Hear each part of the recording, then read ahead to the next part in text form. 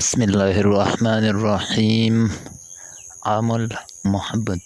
যে কোনো মানুষকে অথবা স্বামী বা স্ত্রীকে বশে আনার জন্য, নারাজ মানুষের নারাজি রাগী ভাব দূর করার জন্য, আপনার কবজায় নিয়ে আসার জন্য, ছেলে মেয়ে ভাই বোন যে কোনো বৈধ মহব্বতের জন্য আমলটি করার জন্য বিসমিল্লাহ শরীফের জাকাত দেওয়ার কোনো জরুর নেই।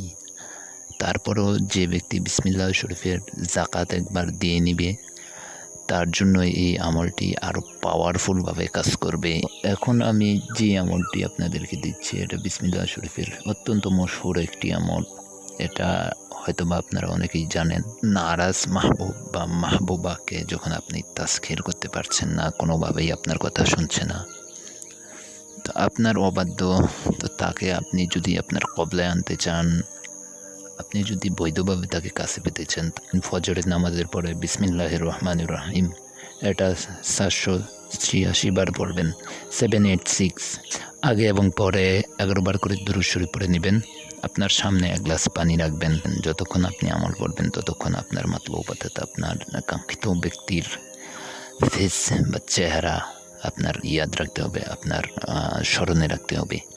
কিবলামুখী হয়ে বসে আমল করতে হবে, ঠিক আছে? আলাদা একটি রুমে বসবেন, দরজা বন্ধ করে দিবেন, মানে বাইরের থেকে যেন কেউ ডিস্টার্ব করতে না পারে, ঠিক আছে? আর আপনি পুরুষ মানুষ হলে শরীরে সুগন্ধি ব্যবহার করবেন, আর যদি মহিলা মানুষ হন তাহলে জরুর নেই।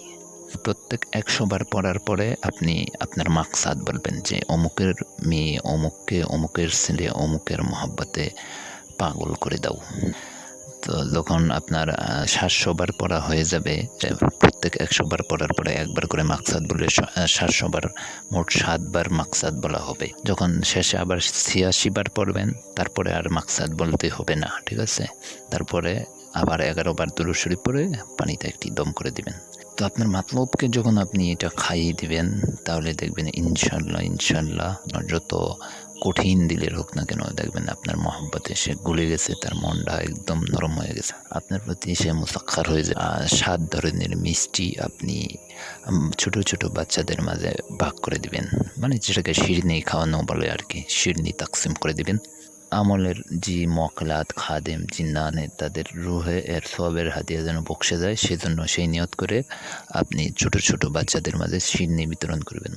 তো এই হলো বন্ধুরা আমলটি মূলত আরও সাধারণ কিতাবে সহজভাবে দেওয়া আছে, শুধু 786 বার পরে দম করে দিলেই খাইয়ে দিতে হবে 1 গ্লাস পানিতে, এভাবে দেওয়া আছে। কিন্তু আমি এখানে যে সিস্টেমটা বলে দিচ্ছি, এই সিস্টেমে যদি আপনি করতে পারেন তাহলে ইনশাল্লাহ দেখবেন এর তাসির দেখবেন, ঠিক আছে?